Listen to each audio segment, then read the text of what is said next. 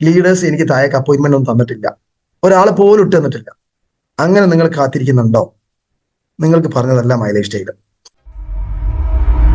വെറും 2 ലക്കിൽ ബൈനറിയിൽ 12% ഇൻകം കൊടുക്കുന്ന ഒരേ ഒരു കമ്പനി മാത്രമേ ഇന്ന് ഇന്ത്യയിലുള്ളൂ. അതാണ് മൈ ലൈഫ് സ്റ്റൈൽ മാർക്കറ്റിംഗ്. ഇതിൽ വന്നതിന് ശേഷം ഒരു 8-10 നെറ്റ്വർക്ക് മാർക്കറ്റിംഗ് കമ്പനി ഞാൻ കമ്പയർ ചെയ്ത് പഠിച്ചു. എന്തുകൊണ്ട് മൈ ലൈഫ് സ്റ്റൈൽ വലിയ സംഭവം? മറ്റെന്താ പറ്റൂലേ? നോക്കുന്ന സമയത്ത് പറ്റൂല. കമ്പനി നല്ലതാണോ? പ്ലാൻ കുറവ്, വരുമാനം കുറവ്. വരുമാനം നല്ലതുണ്ടോ? കമ്പനി ഉടായ്പ കമ്പനി. പ്രൊഡക്റ്റ് 5 പൈസക്ക് പറ്റൂല. പ്രൊഡക്റ്റും കമ്പനിയും നന്ന്, വരുമാനം കുറവ്. പ്രൊഡക്റ്റും വരുമാനവും നന്ന്, കമ്പനി മാനേജ്മെന്റ് കറക്റ്റ് അല്ല. ഇങ്ങനെ ഒരുപാട് കാര്യങ്ങൾ എനിക്ക് മനസ്സിലായി. കമ്പയർ ചെയ്ത് പഠിച്ചു. ഞാൻ മാത്രം പഠിച്ചല്ല, ലീഡേഴ്സിനെ കൊണ്ട്, അവരെ ലീഡേഴ്സിനെ കൊണ്ട് പ്ലാൻ കേട്ടു. എനിക്ക് മനസ്സിലായി നമുക്ക് ചെയ്യാൻ പറ്റുന്നത്. കമ്പനികൾ നല്ലതുണ്ട്, ചെയ്യാൻ പറ്റുന്നത് സിമ്പിൾ ആയിട്ട്. ഒരു ഫുൾ ടൈം ആയിട്ട് മൈ ലൈഫ് സ്റ്റൈൽ സ്റ്റാർട്ട് ചെയ്യുന്ന ഒരു വ്യക്തിക്ക് മാന്യമായുള്ള വരുമാനം കൊടുക്കാൻ നമ്മളെ കമ്പനിക്ക് സാധിക്കും. ഞാൻ ഈ മൈ ലൈഫ് സ്റ്റൈലിലേക്ക് എങ്ങനെ വന്നു, എന്തിനു വന്നു? ഇപ്പോൾ വന്ന സമയത്ത് ഉണ്ടായിരുന്ന കുറെ കാര്യങ്ങൾ, അത് പുതിയ ആളുകൾക്കൊക്കെ ചിലപ്പോൾ ഒരു പക്ഷേ ഈ ബിസിനസ്സിൽ വരുന്ന സമയത്ത് തുടക്കത്തിൽ നല്ല ചാർജ് ഉണ്ട്.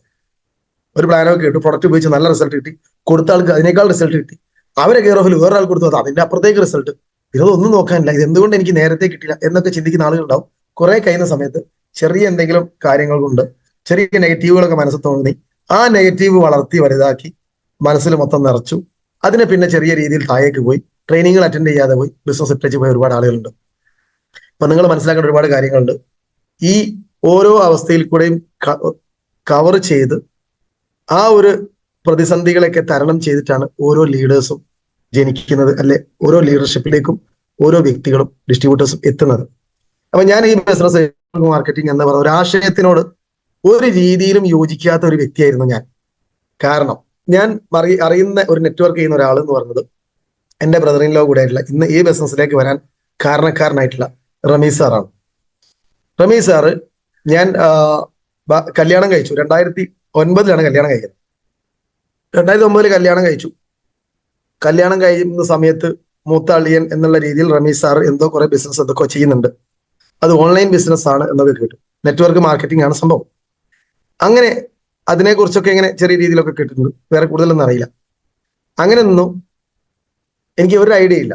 ഞാൻ ലീവിന് വന്ന ആളാണ്, കല്യാണം കഴിഞ്ഞിട്ടുണ്ട്, തിരിച്ചു പോകേണ്ടതുണ്ട്.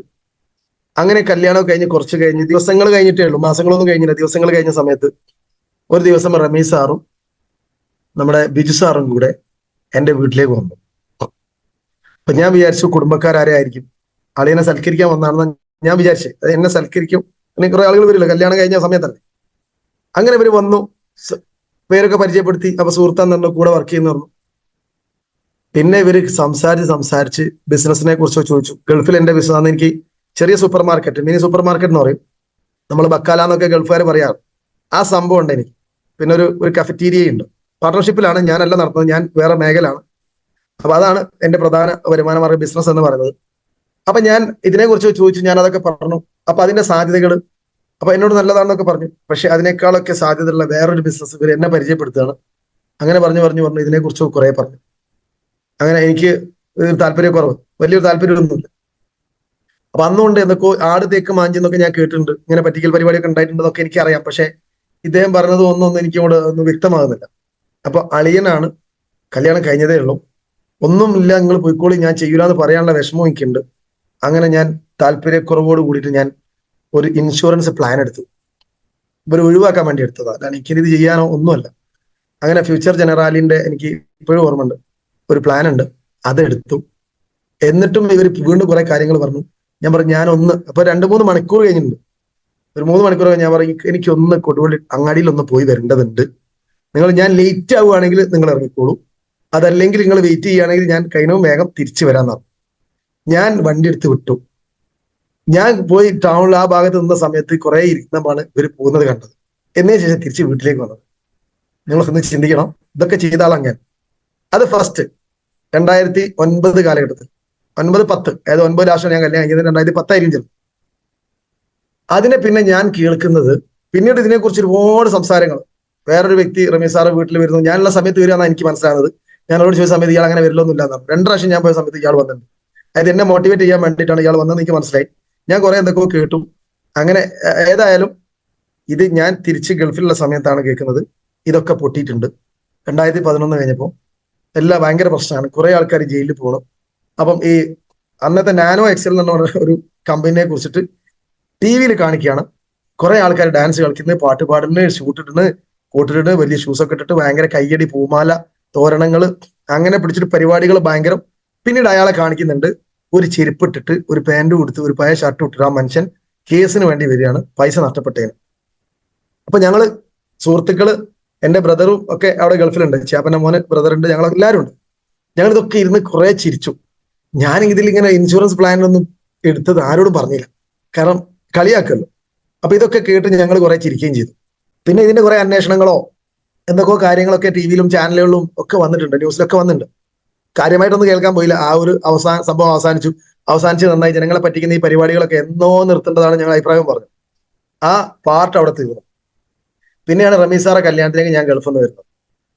ഓക്കെ, അങ്ങനെ കല്യാണം കഴിഞ്ഞു. കുറച്ച് കഴിഞ്ഞ് ഞാൻ തിരിച്ച് ഗൾഫിലേക്ക് ഒന്നും പോകേണ്ട കാര്യം ഉണ്ടായതുകൊണ്ട് എന്നെ ഗൾഫിലേക്ക് വിടുന്ന സമയത്താണ്, അന്ന് റമീസ് സാർ ബാംഗ്ലൂരാണ്, ബാംഗ്ലൂർ ഒരു കമ്പനിയിൽ വർക്ക് ചെയ്യുകയാണ്. അവിടെ MBA കംപ്ലീറ്റ് ചെയ്തു. ഞങ്ങൾ തന്നെ പോയി അവിടെ ഒരു ക്യാമ്പസ് ഇന്റർവ്യൂ പങ്കെടുത്തു. അവിടെ ജോലി കിട്ടി, അവിടെ സെറ്റിലാണ്. അപ്പൊ അങ്ങനെ കല്യാണം കഴിഞ്ഞതിന് ശേഷം പിന്നെ ഞാൻ ഒരു പ്രാവശ്യം കൂടെ വന്ന, അന്ന് ഇടയ്ക്ക് പോയി വരാറുണ്ട്, ഗൾഫിൽ കൂടുതൽ നിൽക്കാറില്ല. മോശമില്ലാത്ത ബിസിനസ്സും കാര്യങ്ങളൊക്കെ സ്റ്റാർട്ടായി. അങ്ങനെ സാമ്പത്തികമായിട്ട് മോശമില്ലാത്ത അവസ്ഥയിലൊക്കെ എത്തിയ സമയത്ത് ഫാമിലിയൊക്കെ അവിടെ ഉണ്ട്, ഒന്ന് വന്നു പോകാറുണ്ട് ഇടയ്ക്കൊക്കെ. അങ്ങനെ ഏതോ ഒരു പ്രാവശ്യം വന്നു പോകുന്ന സമയത്താന്ന് തോന്നുന്നുണ്ട് റമീസ് സാർ എന്നെ പരിചയപ്പെടുത്തുന്നത്. നമ്മുടെ ഹെർബൽ പേസ്റ്റ് കൈ തന്നിട്ടല്ല, ഫോട്ടോ കാണിച്ചു തന്നിട്ട്. പിന്നെ സോപ്പ് ഉണ്ട്, 2-3-4 പ്രൊഡക്റ്റിനെ കുറിച്ച് പറഞ്ഞു. ആയുർവേദിക് ആണ്, ഹാർംഫുൾ കെമിക്കൽസ് ഇല്ല, ഇത് നല്ലതാണ്, ക്വാളിറ്റി ഉള്ളതാണ് എന്നൊക്കെ പറഞ്ഞ സമയത്ത് ഇദ്ദേഹത്തിന് തീർച്ചയായിട്ടും അതിനെക്കുറിച്ച് നോളജ് ഉണ്ടാവും. കാരണം അത്യാവശ്യം വിദ്യാഭ്യാസവും പ്രവൃത്തി പരിചയമൊക്കെ ഉള്ള ഒരു വ്യക്തിയാണ്. അപ്പൊ ഞാൻ ചോദിച്ചു, നീ ഇതിന്റെ ഡിസ്ട്രിബ്യൂഷൻഷിപ്പ് എടുത്തിട്ടുണ്ടോ ചോദിച്ചു. എന്നോട് ഇല്ല, എടുക്കണം എന്ന് പറഞ്ഞു. അങ്ങനെ പിന്നെ അയാളുടെ പരിപാടിയിലാണെന്നൊക്കെ പറഞ്ഞിട്ട്, അപ്പൊ ഞാൻ പറഞ്ഞാൽ എനിക്ക് ഈ പ്രൊഡക്റ്റ് വേണമെന്ന് പറഞ്ഞു. അപ്പൊ എന്നോട് പറഞ്ഞു ആയിക്കോട്ടെ, ഞാൻ നാളെ ബാംഗ്ലൂർക്ക് പോകും, ഞാൻ ഇവിടെ ഉള്ള ഒരാളുണ്ട്, അവരെ ഞാൻ ഏർപ്പാടാക്കാം, അവര് തരും എന്ന് പറഞ്ഞു. അങ്ങനെ ഏതോ അടുത്ത ആഴ്ചയിലോ അതിന്റെ പിറ്റത്തെ ആഴ്ചയിലോ തോന്നുന്നുണ്ട് എന്നെ ഒരാൾ വിളിച്ചു. എന്നെ വിളിച്ച ആള് ഷാഹിർ സാറാണ്. ഈ ഷാഹിർ സാർ ഇതിലുള്ളതായിട്ടൊന്നും എനിക്ക് അറിയില്ല. മുമ്പത്തെ നെറ്റ്വർക്കിൽ ഷാഹിർ സാറും ഞാനൊരു യാതൊരു ബന്ധവുമില്ല, ഉള്ളത് പോലും എനിക്കറിയില്ല. എനിക്ക് പരിചയമുള്ള ആളെ ഒന്ന് ബിജു സാറും ഒന്ന് റമീസ് സാറും ഒന്ന് സമദ് എന്ന് പറഞ്ഞ, ഞാൻ ഈ നേരത്തെ പറഞ്ഞ ഞാൻ വൈഫ് ഹൗസിൽ പോകുന്ന സമയത്തൊക്കെ അവിടെ വരുന്ന വ്യക്തി മാത്രമേ എനിക്ക് പരിചയമുള്ളൂ. അതുകൊണ്ട് തന്നെ എന്നെ പരിചയമില്ലാതെ ഒരു പുതുമുഖത്തിന് അവതരിപ്പിച്ചതാണ് ഷാഹിർ സാറെ. ഷാഹിർ സാർ എന്നെ വിളിച്ച് പറഞ്ഞു, ഇങ്ങനെ റമീസ് സാറിന്റെ അളിയനല്ലേ, എനിക്ക് ഒന്ന് നേരിട്ട് കാണേണ്ടിയിരുന്നു എന്ന് പറഞ്ഞു. അപ്പൊ ഞാൻ ചോദിച്ചു, നിങ്ങൾക്ക് പേസ്റ്റും സാധനങ്ങളും തരാൻ വേണ്ടിയിട്ടല്ലേ? ആ അതെ പറഞ്ഞു. നിങ്ങളൊരു കാര്യം ചെയ്യൂ, നിങ്ങൾ കൊടുവള്ളി ഇന്ന കട 1-2 ഷോപ്പ് പറഞ്ഞു കൊടുത്തു, നിങ്ങൾ അവിടെ എവിടെയെങ്കിലും കൊടുത്താൽ മതി, ഞാൻ വാങ്ങിക്കോളാം പറഞ്ഞു. അപ്പൊ എന്നോടല്ല, നേരിട്ട് കണ്ടാൽ നന്നായിരുന്നു പറഞ്ഞു. ഞാൻ പറഞ്ഞു, അങ്ങനെ നാളെ വൈകിട്ട്, ഞാൻ വെറുതെ വീട്ടിലിരിക്കുക, അപ്പൊ ഒന്ന് പറഞ്ഞു. ഞാൻ പറഞ്ഞു, നാളെ വൈകിട്ട് മഗ്‌രിബിന് ശേഷം ഒരു 7 മണിക്ക് ശേഷം നിങ്ങൾ വന്നാൽ മതി, നമുക്ക് കാണാൻ പറഞ്ഞു. അന്നും ഇന്നും ഷാഹിർ സാറ് ഒരു സ്ഥലത്ത് പോയാലും അവിടുന്ന് വിചാരിച്ച സമയത്ത് പിന്നെ ഫ്രീ ആവാറില്ല. അപ്പൊ ഞാൻ ഈ ഷാഹിർ സാർ എന്ന വ്യക്തി അന്ന് എത്തിയില്ല. പിറ്റേന്നാണ് എന്നെ വിളിക്കുന്നത്, എനിക്ക് ഇന്നലെ വരാൻ പറ്റില്ല. ഞാൻ പറഞ്ഞു, നിങ്ങൾ ഇന്നലെ വരാൻ പറഞ്ഞത്, ഇനിയിപ്പോ എനിക്ക് കുറച്ച് ദിവസത്തേക്ക് എനിക്ക് കൂടുതലെന്ന് പറഞ്ഞു. എന്തോ അങ്ങനെ എനിക്ക് ഒരു ഫീൽ ചെയ്തു, എന്തോ ഒരു നേരിട്ട് കാണേണ്ട ഒരു കാര്യം ഇതിനകത്തില്ല. അയാൾക്ക് സാധനം തരാൻ പൈസ ഞാൻ കൊടുത്തോളൂ, അത് കുഴപ്പമില്ലല്ലോ. അപ്പം അങ്ങനെ എന്തോ ഒരു തോന്നൽ കൊണ്ട് ഞാൻ പറഞ്ഞു, നിങ്ങളൊരു കാര്യം ചെയ്യൂ, നിങ്ങൾ എവിടെ ഉള്ള ആളാന്ന് വെച്ചാൽ എന്നോട് പൂനൂരാണെന്ന് പറഞ്ഞു. നിങ്ങൾ എന്നാൽ താമരശ്ശേരിയോ നിങ്ങളുടെ നാട്ടിൽ തന്നെ പൂനൂർ കൊടുത്തോളൂ, ഞാൻ എപ്പോഴെങ്കിലും ആ വൈകി പോകുന്ന സമയത്ത് അവിടെ നിന്ന് വാങ്ങിക്കോളാം, നിങ്ങൾ കൊടുവള്ളി കൊണ്ടുവരണമെന്നില്ല. അല്ല, ഒന്ന് കണ്ടാൽ നന്നായിരുന്നു എന്നൊക്കെ പറഞ്ഞിട്ട്, അല്ല കുഴപ്പമില്ല എന്നൊക്കെ പറഞ്ഞിട്ട് ഞാൻ അങ്ങ് ഒഴിവായി. പിന്നെ 2-3 ദിവസത്തേക്ക് യാതൊരു വിവരവും ഇതിനെ കുറിച്ചിട്ടില്ല, എന്നെ വിളിച്ചതുമില്ല. അങ്ങനെയൊക്കെ സമയത്താണ് ഞാൻ വീട്ടിൽ ഭക്ഷണം കഴിച്ചിങ്ങനെ റിലാക്സ് ചെയ്യുമ്പോൾ ഒരു 2-2:30 മണിയായി ഉണ്ടാവും ഉച്ചയ്ക്ക്. എന്റെ വീട്ടിലേക്ക് ഒരു കാറ് വരുന്നു, 2 വ്യക്തികൾ അതിനകത്ത് നിന്ന് കയറി ഇറങ്ങി വരുന്നുണ്ട്. ബിജു സാർ എനിക്ക് മനസ്സിലായി, മുമ്പ് ഇവിടെ വന്ന് പ്ലാൻ തന്നാണ്, പക്ഷെ കൂടുതൽ ആളെ എനിക്ക് മനസ്സിലായതില്ല. ഏതായാലും ഇരിക്കൂ എന്ന് പറഞ്ഞു. അപ്പൊ അദ്ദേഹം മുമ്പ് പരിചയം ഉള്ളത് കൊണ്ട് തന്നെ ഞങ്ങളൊന്ന് പരിചയം പുതുക്കി, നല്ല രീതിയിൽ സംസാരിച്ചു തുടങ്ങി. അപ്പൊ ഷാഹിർ സാറ് പരിചയപ്പെടുത്തി, ഞാനായിരുന്നു നിങ്ങളെ വിളിച്ചിരുന്നത്, ഞാൻ പ്രൊഡക്ഷന്റെ കാര്യം. അപ്പൊ എനിക്ക് ഏകദേശം കാര്യങ്ങൾ കത്തി, ഇത് എന്തിലേക്കാണ് പോയത് എന്നുള്ളത്, എന്താ സംഭവം എന്നുള്ളത്. അപ്പൊ നമ്മൾ താല്പര്യക്കുറവോട് കൂടിയിട്ടാണ്, പക്ഷെ വീട്ടിലേക്ക് വന്നൊരു അതിഥികളാണ്, തീർച്ചയായിട്ടും നമ്മൾ അവരെ ബഹുമാനിച്ചേ പറ്റൂ. അപ്പൊ ഇരുന്നു, ഞങ്ങൾ സംസാരം തുടങ്ങി, എന്റെ വിശേഷങ്ങളൊക്കെ ചോദിച്ചു, അങ്ങനെ കാര്യങ്ങളൊക്കെ പറഞ്ഞു കൊടുത്തു, അവരുടെ വിശേഷങ്ങളൊക്കെ ചോദിച്ചു. അങ്ങനെ ആ വിശേഷം ചോദിക്കല് അദ്ദേഹം പറഞ്ഞു തുടങ്ങി. അങ്ങനെ അദ്ദേഹം എല്ലാം ലാപ്പ് ഓപ്പൺ ചെയ്തു. ലാപ്പ് ഓപ്പൺ ചെയ്തപ്പോൾ ഞാൻ വിചാരിച്ചു പെട്ടു. അന്നും ഇതേപോലെ ലാപ്പ് ഓപ്പൺ ചെയ്തതാണ്. പക്ഷെ ഞാൻ ഒരു കാര്യം തീരുമാനിച്ചു, എന്തിനാലും കേൾക്കാം നമുക്ക് മുടക്കൊന്നുമില്ലല്ലോ. ഇദ്ദേഹം പറഞ്ഞ സമയത്ത് പറഞ്ഞു തുടങ്ങിയപ്പോൾ കുറച്ച് പ്രൊഡക്റ്റ് ആയുർവേദത്തിനോട് എനിക്ക് അന്നേ ഒരു ഇഷ്ടമാണ്. റിസൾട്ട് തരികയാണെങ്കിൽ ഏറ്റവും നല്ല റിസൾട്ട് തരുന്നത് ആയുർവേദമാണെന്നൊക്കെ എനിക്കറിയാം. ഗൾഫിൽ ഞാൻ പരമാവധി ആയുർവേദം ഉപയോഗിക്കാൻ വേണ്ടി ശ്രദ്ധിച്ചിരുന്നു. അപ്പൊ ആയുർവേദ ഉൽപ്പന്നങ്ങളാണ്, അതിൽ പേഴ്സണൽ കെയർ ഒക്കെ ഉണ്ട്. അങ്ങനെ സംസാരം നിന്ന സമയത്താണ് എനിക്കൊരു കാര്യം മനസ്സിലാക്കുന്നത്. ഞാൻ ചിന്തിച്ചു വെച്ച് ഞാൻ ധരിച്ചു വെച്ച മേഖല അല്ല ഡയറക്ട്. ഇതിന് നിയമമല്ലാന്നും പ്രശ്നങ്ങളാണെന്നും ഒരുപാട് പേര് ബുദ്ധിമുട്ടായിട്ടുണ്ടെന്നും കുറെ പേര് കേസിലാകപ്പെട്ടിട്ടുണ്ടെന്നും ഒക്കെ എനിക്കറിയാം. പക്ഷെ പ്രൊഡക്റ്റിനെ കുറിച്ച് പറഞ്ഞു, പ്രൊഡക്റ്റിൽ ഞാൻ ഇൻട്രസ്റ്റഡ് ആയി, പ്ലാനിനെ കുറിച്ച് പറഞ്ഞു. അപ്പൊ ഞാൻ ടോട്ടലി ബിസിനസ്സിനോട് താല്പര്യമുള്ള ഒരാളാണ്.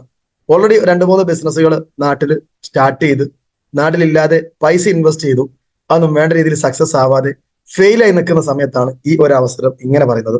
വലിയ മുതൽ മുടക്കില്ലാതെ നമുക്ക് സ്റ്റാർട്ട് ചെയ്യാൻ പറ്റുന്ന ഒരു ഇൻഡസ്ട്രി. ഏതായാലും വിശദമായിട്ട് സാറ് പ്ലാന് വളരെ വിശദമായിട്ട്, സാറിന്റെ ഒരു പ്രസന്റേഷൻ സ്കില്ലാണ് നിങ്ങൾക്കറിയാം. ഒരു വ്യക്തിനോട് A to Z ക്ലിയർ ആവുന്ന രീതിയിൽ അത് എന്ത് ചെയ്യും, ബിസിനസ് അവതരിപ്പിക്കും. അതുമല്ല, വേറൊരു കാര്യം കൂടെ ഉണ്ടെങ്കിൽ, അത് ഒരു കാരണവശാലും ബിസിനസ് പറയാൻ പാടില്ല എന്ന് റമീ സാർ വരെ പറഞ്ഞിട്ടുണ്ട്. അളിയന്റെ അടുത്ത് ഒരു കാരണവശാലും ബിസിനസ് പറയരുത്. കാരണം അളിയൻ ഈ ബിസിനസ്സോട് തീരെ താല്പര്യമില്ല. നിങ്ങൾ പ്രോഡക്റ്റ് എടുത്തോളൂ, അത് അദ്ദേഹം വാങ്ങിക്കോളൂ. എന്നിട്ട് പ്രൊഡക്റ്റ് റിസൾട്ട് വരട്ടെ, നമുക്ക് എന്ത് ചെയ്യാം, മെല്ലെ മെല്ലെ കൊണ്ടുവരാം എന്ന് പറഞ്ഞ് ചട്ടം കിട്ടിയിട്ടൊക്കെയാണ് ഇവരെങ്ങോട്ട് പറഞ്ഞു. പക്ഷെ വന്ന ആള് ബിസാർ ആയതുകൊണ്ട് പ്ലാൻ പറയാതെ അദ്ദേഹം പോരാന്നുള്ളത് നമുക്കറിയാം. അതുകൊണ്ട് ഇദ്ദേഹം ഇത് പറഞ്ഞു. എന്നാൽ എനിക്ക് സംഭവിച്ചതെന്ന് വെച്ചാൽ, ഈ പ്ലാൻ തീർന്നു കഴിഞ്ഞപ്പോൾ ഞാൻ ചോദിച്ചത് എങ്ങനെ ഇതിന്റെ ഡിസ്ട്രിബ്യൂഷൻഷിപ്പ് എടുക്കാം. അപ്പൊ എന്നോട് പറഞ്ഞു, സാറിന് ഓൾറെഡി രജിസ്ട്രേഷൻ ചെയ്ത് ഡിസ്ട്രിബ്യൂഷൻഷിപ്പ് ആയിട്ടുണ്ട്, ഇനി പ്രൊഡക്റ്റ് വാങ്ങിച്ചാൽ മതി, ഹോൾസെയിൽ കിട്ടും, ഉപയോഗിക്കാം, എന്നിട്ട് ബാക്കി മുന്നോട്ട് പോവാം എന്ന് പറഞ്ഞു. അങ്ങനെ എന്ത് ചെയ്യണം? അപ്പൊ എന്നോട് പറഞ്ഞു, ഒരാൾക്ക് 3 ID ആണ്. അപ്പൊ നിങ്ങളെ ID മാത്രമേ രജിസ്റ്റർ ചെയ്തുള്ളൂ, വൈഫിന്റെ ID കൂടെ രജിസ്റ്റർ ചെയ്തോളൂ, അതിൽ കൂടെ എന്ത് ചെയ്യാം, നമുക്ക് ഉൽപ്പന്നങ്ങൾ വാങ്ങിക്കാം. ഓക്കെ. അപ്പൊ അതിന് ഞാൻ ആക്ടിവേഷൻ ചെയ്യാൻ വേണ്ടിയിട്ട് ഒരു ID-യിൽ 5000, അങ്ങനെ എന്റെ ID 3 എണ്ണം, വൈഫിന്റെ ID 3 എണ്ണം, അതിന് 5 × 6 30,000 രൂപ. ഓക്കെ, അതിന്റെ പ്രൊഡക്റ്റ് എടുത്തോളൂ എന്ന് പറഞ്ഞു. അതിന് പ്രൊഡക്റ്റ് അവരെന്നെ എന്ത് ചെയ്തു, ഞാൻ പറഞ്ഞു എനിക്ക് ആവശ്യമുള്ളതെന്ന് പറഞ്ഞാൽ ഈ പറഞ്ഞതിനകത്ത് പേസ്റ്റ്, ഹെയർ ഓയിൽ, ഷാമ്പു, സാധനങ്ങൾ, സോപ്പ്, ഇങ്ങനെ കുറച്ച് പേഴ്സണൽ കെയറും പ്ലസ് അലർജീന്റെ പ്രശ്നം പറഞ്ഞിരുന്നു. അപ്പൊ അതെന്തായാലും വേണം, പിന്നെ അത്യാവശ്യം വേണ്ടത് നിങ്ങൾ തന്നെ എഴുതി വെച്ചോളൂ എന്ന് പറഞ്ഞിട്ട് 30,000 രൂപ അവർക്ക് അപ്പൊ തന്നെ ക്യാഷും കൊടുത്തു. അവരത് ക്ലിയർ ചെയ്തു. അവർ പോയി. 2-ാം ദിവസം അവർ പ്രൊഡക്റ്റുമായിട്ട് വന്നു.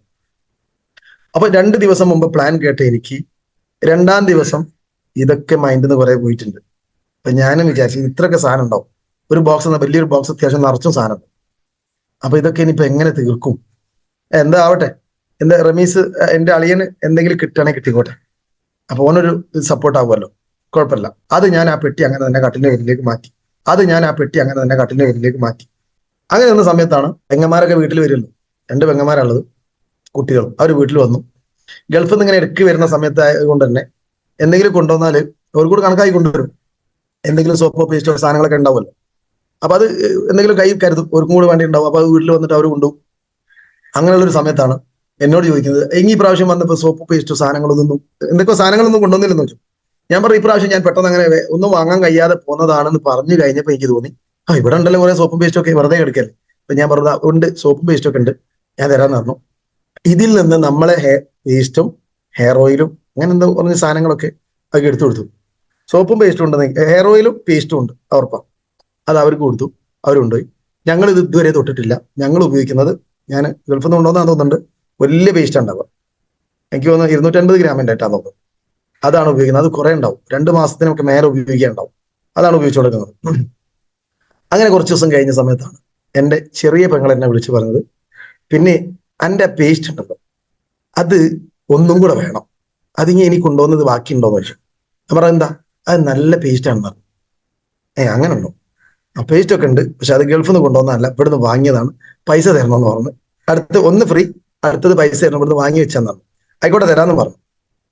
അപ്പൊ എനിക്ക് സംശയം, അങ്ങനെയാണ് വലിയ പെങ്ങൾക്ക് റിസൾട്ട് ഉണ്ടാവുമല്ലോ. അവളെ വിളിച്ചോട് പറഞ്ഞു, ഹെയർ ഓയിലാണ് അടിപൊളി എന്ന്, ഭയങ്കര സ്മെല്ലാണ്. അയൽവാസി എത്താത്ത പറഞ്ഞ പോലെ ഈ ഹെയർ ഓയിൽ എവിടെ നിന്ന് കിട്ടിയാൽ എനിക്കൊന്ന് വേണം. അപ്പൊ അവിടെ ഹെയർ ഓയിൽ ഉണ്ടോ? ഞാൻ പറഞ്ഞത് ഗൾഫിൽ നിന്ന് കൊണ്ടുവന്നതല്ല, ഇവിടുന്ന് വാങ്ങിയതാണ്. ഏതായാലും ഇതൊരു കച്ചവടമാണ്, നിന്റെതല്ല, ഇങ്ങനെ റമീസിൻ്റെതാണ്, അളിയൻ്റെതാണ്, അത് പൈസ കൊടുക്കണം. ഓ ആയിക്കോട്ടെ, പൈസ തരാം, എനിക്ക് വേണമെന്ന് പറഞ്ഞു.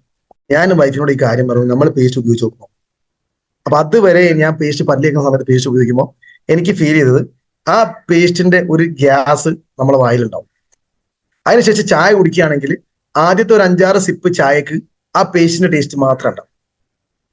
നമ്മൾ ഏത് പേസ്റ്റിന് പല്ല് വെച്ച് എത്ര പ്രാവശ്യം കവളി തുപ്പി കഴിഞ്ഞാലും ആ പേസ്റ്റിന് ഒരു ഗ്യാസിന്റെ സ്മെല്ലാണ്, ഒരു ടേസ്റ്റ് ആണ് വായിലേക്ക് പോകാറുള്ളത്, വയറിലേക്ക്.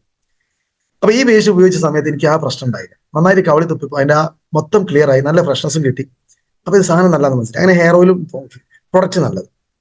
ഏതായാലും അങ്ങനെ നിൽക്കുന്ന സമയത്താണ് കവചപ്രാശം നമുക്ക് അന്ന് എടുത്തു കൊടുത്തിരുന്നു. ഇതാണ് നിങ്ങൾക്ക് ഉള്ളതെന്ന് പറഞ്ഞിട്ട്. കാരണം അലർജിന്റെ പ്രശ്നമാണ്, കുറെ കാലമായി. ഇത് ഉപയോഗിച്ചപ്പോൾ ഉമ്മ പറയാണ്, എനിക്കത് ഉപയോഗിച്ച് തുടങ്ങിയ ശേഷം ഇതുവരെ പിന്നെ ഞാൻ തുമ്മിയിട്ടില്ല. അപ്പോഴേക്ക് 2 ആഴ്ച കഴിഞ്ഞു. അപ്പൊ ഇതെന്തൊക്കെ സംഭവങ്ങളാണ് ഇത്, വിചാരിച്ച മാതിരി ഒന്നും അല്ല, ഞാൻ വിചാരിച്ചതല്ല എന്ന് എനിക്ക് ബോധ്യപ്പെട്ടു. അങ്ങനെ നിൽക്കുന്ന സമയത്ത് ഒരു 1.5 മാസം കഴിഞ്ഞപ്പോൾ ഉമ്മ പറഞ്ഞു, വീണ്ടും തുമ്മൽ തുടങ്ങിയിട്ടുണ്ട്. അപ്പൊ ഞാൻ ചോദിച്ചു, ഈ മരുന്ന് അത് തീർന്നു? അത് തീർന്നിട്ട് ഒരാഴ്ചയായി. ഓക്കെ, ഞാൻ ഇവരെ വിളിച്ചിട്ട് ഷായ് സാറിനെ തന്നെ തോന്നുന്നുണ്ട്, എനിക്ക് അർജന്റായിട്ട് ഒരു ലേഹ്യം കൂടെ വേണം. അപ്പൊ അയാൾ എത്തിച്ചേരും. ഞാൻ പറഞ്ഞൊരു കാര്യം ചെയ്തു, 2 ലേഹ്യം എടുത്തു. കാരണം ഞാൻ ചിന്തിച്ചേ ഇത്രയേ ഉള്ളൂ, ഈ ലേഹ്യം കഴിക്കുന്ന സമയത്ത് ഉമ്മ തുമ്മൂല, എനിക്കത് മതി. അവിടെ നിന്ന് അങ്ങോട്ടൊന്നും വേണമല്ല, ലേഹ്യം മരിക്കുന്നവരെ വാങ്ങിക്കൊടുക്കാം, നല്ല ആശ്വാസം ഉണ്ടാവുമല്ലോ. കാരണം എവിടെ കാണിച്ചിട്ട് റിസൾട്ട് കിട്ടിയിട്ടില്ല. അതിന് അടുത്ത 2 ലേഹ്യം അതിൽ ഒന്നും കൂടെ കഴിച്ചു. പിന്നെ ഇന്ന് വരെ ആ പ്രശ്നം ഉണ്ടായിട്ടില്ല. അതേപോലെ യൂറിക് ആസിഡിന്റെ ഒരു പ്രശ്നം വാപ്പക്കുണ്ടായ സമയത്ത് അതിലും പരീക്ഷണം നടത്തി, അതും റിസൾട്ടായി. പിന്നെ എനിക്ക് തോന്നി ഇതൊന്നും മനസ്സിലാക്കണം, ഇത് എന്തുകൊണ്ട് സംഭവിച്ചു. അങ്ങനെ ചില മീറ്റിങ്ങുകളൊക്കെ പോകാൻ തുടങ്ങി. മീറ്റിങ്ങുകളെല്ലാം വിളിക്കുന്ന സമയത്തൊന്നും പോകാറില്ല. പരമാവധി നിങ്ങൾ തുടക്കക്കാർ ചെയ്യുന്ന മാതിരി തന്നെ അതിനേക്കാൾ ഭംഗിയായിട്ട് ഞാൻ ഇതിനെ ഒഴിവാക്കി. വിളിക്കും, എന്തെങ്കിലുമൊക്കെ പറയും. വിളിക്കുന്ന സമയത്ത് ഫോൺ എടുക്കൂല, കാരണം ഒരു കാരണം മനസ്സിൽ കണ്ടതിന് ശേഷം തിരിച്ച് അങ്ങോട്ട് വിളിക്കും. എന്നിട്ട് ഇവരെന്ത് ചെയ്യും, ശരി സാർ, കുഴപ്പമില്ല സാർ, അടുത്ത ആഴ്ച എന്തായാലും വരണം. അടുത്ത ആഴ്ച ഉറപ്പ്, ഈ ആഴ്ച ഞാൻ വരണം തീരുമാനിച്ചായിരുന്നു, പക്ഷെ ഇങ്ങനെ സംഭവിച്ചു പോയി പറയും. നല്ല കളവ് പറഞ്ഞു. അങ്ങനെ ഞാൻ പരമാവധി മീറ്റിംഗും കാര്യങ്ങളൊക്കെ ഒഴിവാക്കി. പക്ഷെ ഇത് നല്ല സംഭവമാണെന്ന് എനിക്ക് മനസ്സിലായി. അങ്ങനെ എന്നെ മീറ്റിങ്ങിൽ എത്തിക്കാൻ വേണ്ടി അടുത്തൊരു കെണിയായിട്ടാണ് ഒരു പിന്നെ വന്നത്. ആ കെണി ഏതാന്ന് വെച്ച് കഴിഞ്ഞാൽ, കോഴിക്കോട് മുബീൻ മുഹമ്മദ് സാറിന്റെ ഒരു മെഗാ പ്രോഗ്രാം നടക്കുന്നത്. അപ്പൊ ഇവർ അതിന് മുമ്പ് എന്നോട് വന്ന് പറഞ്ഞു, യൂറിക് ആസിഡ് സാറേ നമ്മൾ യൂറിഫ്ലക്ഷൻ 95 തന്നെയാണ്. അപ്പോൾ എന്നോട് പറഞ്ഞു, ഇങ്ങനെ ഒരു മെഗാ പ്രോഗ്രാം നടക്കുന്നുണ്ട്, വലിയ സാറ് വരുന്നുണ്ട്. അപ്പൊ എനിക്ക് ഈ വലിയ സാറും വലിയ സൂട്ടും കോട്ടും എന്നോടൊന്നും താല്പര്യമില്ല. പ്രൊഡക്റ്റ് ഓക്കെ, നല്ലതാണ്. പക്ഷേ ഈ സൂട്ടും കോട്ടും കയ്യടിയും കാര്യങ്ങളോടൊക്കെ പൊതുവെ ഒരു താല്പര്യക്കുറവ് ഒക്കെ ഉണ്ട്. കാരണം അന്നത്തെ ഈ പരിപാടിയിൽ ഈ സൂട്ടിട്ട കുറെ ആളുകൾ അവസാനം ചെരുപ്പ് ഇട്ട് നടക്കുന്ന അവസ്ഥ നമ്മൾ കണ്ടിട്ടുണ്ട്. അപ്പൊ ഈ അവസ്ഥയിലൊക്കെ നമ്മളും ആയി പോകുന്ന ഒരു പേടി. അങ്ങനെ ഒരു മെഗാ പ്രോഗ്രാം നടക്കേണ്ടത് പറഞ്ഞു. ഓ തീർച്ചയായിട്ടും ഞാൻ വരാന്ന് പറഞ്ഞു. അപ്പൊ ഇവർക്ക് അറിയാം വരും എന്ന് പറയാല്ലാതെ ഞാൻ വരില്ല. ഒന്ന്, എനിക്ക് സാമ്പത്തിക പ്രശ്നങ്ങളില്ല. ഗൾഫിൽ നിന്ന് ഞാൻ പോയാലും പോയില്ലെങ്കിലും മാസാമാസം നല്ലൊരു എമൗണ്ട് വരും. ഞാൻ അത് ഇവിടെ തീർത്തു കൊടുത്താൽ മതി. ആ തീർത്തു കൊടുക്കാൻ പല കാര്യങ്ങളും ഉണ്ട്. സുഹൃത്തുക്കളെ കൂടെ അങ്ങനെ കറങ്ങും, എവിടെയെങ്കിലുമൊക്കെ പോയി താമസിക്കും. ചിലപ്പോൾ മൈസൂർ 2 ദിവസം, ബാംഗ്ലൂർ 2 ദിവസം, അല്ലെ വേറെ എവിടെയെങ്കിലും 2 ദിവസം, അല്ലെ പുറത്തേക്ക് വിദേശത്തേക്ക് ചിലപ്പോൾ ടൂർ പോയിട്ടുണ്ട്. എപ്പോഴെങ്കിലൊക്കെ അങ്ങനെ ഉണ്ടാവും. ഇങ്ങനെയൊക്കെ ജീവിതം ഇങ്ങനെ പൈസ വരുന്നതിന് തീർത്ത് കൊടുക്കുന്ന ഒരു പരിപാടി മാത്രമേ ഉള്ളൂ. വേറെ പ്രത്യേകിച്ച് പ്രശ്നങ്ങളൊന്നുമില്ല. അങ്ങനെ നിൽക്കുന്ന സമയത്ത് എന്തിനാ പോയി കഷ്ടപ്പെട്ടിട്ട്, ഇതിപ്പോ പെയർ മാച്ച് ചെയ്താൽ തന്നെ എത്ര, അങ്ങനെയുള്ള ആ ഒരു ചിന്തയിൽ നിന്നു. അങ്ങനെ നിൽക്കുമ്പോഴാണ് ഈ കോഴിക്കോട് മുബീൻ സാറെ പ്രോഗ്രാം ഉണ്ടെന്ന് പറയുന്നത്. ഞാൻ വരാമെന്നും പറഞ്ഞു. എനിക്ക് ആ സംഭവം തന്നെ പിന്നെ ഓർമ്മയില്ല. അപ്പൊ തലേന്ന് വിളിച്ചിട്ട് പറഞ്ഞു, നാളെ രാവിലെ സാറേ. ഓക്കെ, ഞാൻ എനിക്കൊന്ന് ഹോസ്പിറ്റലിൽ പോകേണ്ട കേസുണ്ട്. അപ്പൊ പെരിന്തൽമണ്ണ മൗലാന ഹോസ്പിറ്റലിൽ എൻ്റെ ഒരു അടുത്ത ബന്ധു അഡ്മിറ്റ് ആണ്. അപ്പൊ ഈ പ്രോഗ്രാം ഉള്ളത് കൊണ്ട് ഞാൻ അവനെ അങ്ങോട്ട് വിളിച്ചു. ഞാൻ പറഞ്ഞു, പിന്നെ നാളെ ഡിസ്ചാർജ് അല്ലേ, എപ്പോഴാ കാര്യം ഞാൻ വരട്ടോ എന്നാ. ആയിക്കോട്ടെ, ഇങ്ങി വരും, എന്നാ ഇങ്ങി വാന്നാ. വലിയ സന്തോഷമായി. ഞാൻ ഇവരോട് എന്ത് പറഞ്ഞു, എനിക്ക് നാളെ പെരിന്തൽമണ്ണ മൗലാന ഹോസ്പിറ്റലിൽ അടുത്ത കുടുംബത്തിലൊരാൾ അഡ്മിറ്റ് ആയിട്ട് സർജറി കഴിഞ്ഞിട്ടുണ്ട്, എനിക്ക് ഒന്ന് ഡിസ്ചാർജ് ചെയ്യാൻ വേണ്ടി പോകണം. അപ്പൊ ഒരു കാര്യം മനസ്സിലായി, കൊയ്യലാണ് നമ്മൾ. അപ്പൊ എന്നോട് സാറേ, ഇത് നിങ്ങൾക്ക് വൈകുന്നേരം പോയാൽ പോരെ? ഞാൻ പറഞ്ഞല്ല, ഉച്ചയാകുമ്പോഴേക്ക് ഡിസ്ചാർജ് ആവും, ഇവിടുന്ന് പെരിന്തൽമണ്ണ എത്തണ്ടേ, 2-3 മണിക്കൂർ റണ്ണിങ്ങും കാണും. അപ്പൊ എന്നോടല്ല, അത് ഈ പ്രോഗ്രാം നിങ്ങൾ ഒരിക്കലും നഷ്ടപ്പെടുത്തിയത്, അങ്ങനെ എങ്ങനെയൊക്കെ പറഞ്ഞു. നോക്കാം, എന്നാ ഞാൻ അവിടുന്ന് പോയിക്കോളാം, അത് നോക്കാന്നൊക്കെ പറഞ്ഞു. അങ്ങനെ തലേന്ന് അങ്ങനെ പറഞ്ഞു വെച്ചു. പിറ്റേന്ന് രാവിലെ നേരം വെളുത്ത് 7 മണിയാകുമ്പോഴേക്ക് ബാംഗ്ലൂരിൽ നിന്നുണ്ട് റമീസ് എന്റെ വീട്ടിൽ.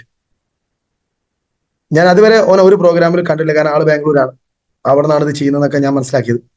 ആള് രാവിലെ 7 മണിയാകുമ്പോഴേക്ക് വീട്ടിൽ എന്നോട് പറഞ്ഞു, അളിയാ വേഗം റെഡി ആയിക്കോളി, നമുക്ക് ഒരു 8:30 ആകുമ്പോഴേക്ക് പോകണം എന്നാണ്. ആണോ? ആണ്. പെട്ട് ഒരു രക്ഷയില്ല.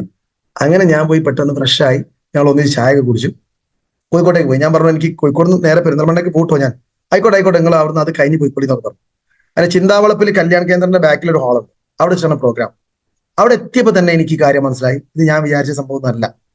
കാരണം വയനാട്ടിൽ നിന്നൊക്കെ ഒരുപാട് ട്രാവലറിലൊക്കെ ആളുകൾ വന്നിട്ടുണ്ട്, കുറച്ചു ആളുകൾ, വലിയ ബസ്സിൽ ആളുകൾ വന്നിട്ടുണ്ട്, ഏതോ സ്ഥലത്തു നിന്നൊക്കെ ഒരുപാട് ആളുകളുണ്ട്.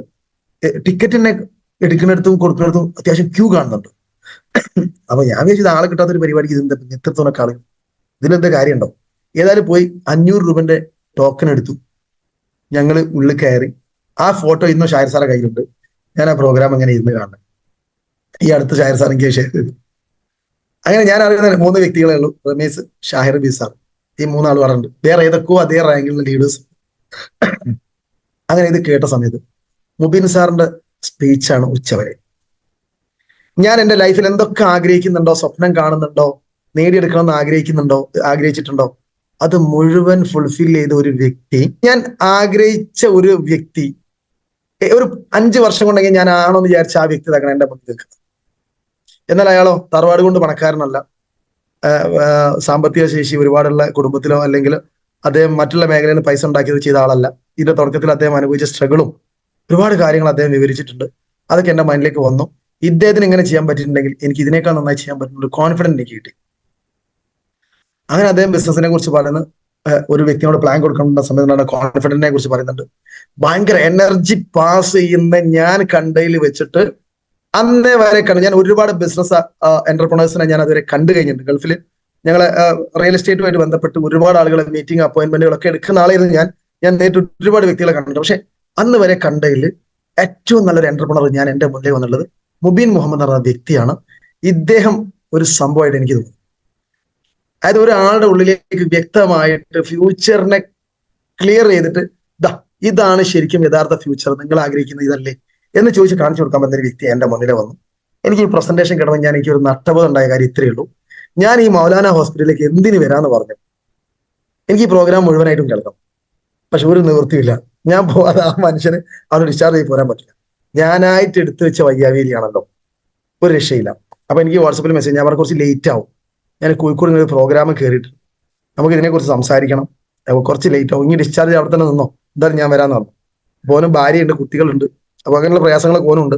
ഓരൊക്കെ അവിടെ എനിക്ക് വേണ്ടി വെയിറ്റ് ചെയ്യാം. അതിന് ഉച്ച സമയത്ത് ഞാൻ ബിസാറോട് പറഞ്ഞു, ബിസാറെ ഇങ്ങനൊരു പ്രശ്നമുണ്ട്, എനിക്ക് പോകേണ്ടതുണ്ട്. അവരോട് സാറ് ഉച്ചയ്ക്ക് ശേഷം ബെല്ലി സാറിനാന്ന് തോന്നുന്നുണ്ട്, പേര് പറഞ്ഞിട്ടുണ്ട്, എനിക്ക് അന്ന് മനസ്സിലായില്ല ആരാണെന്നുള്ളത്. അത് ഭയങ്കര സെഷനായിരുന്നു സാറേ, സാറിന് നഷ്ടപ്പെട്ട വലിയ നഷ്ടമായിരിക്കും.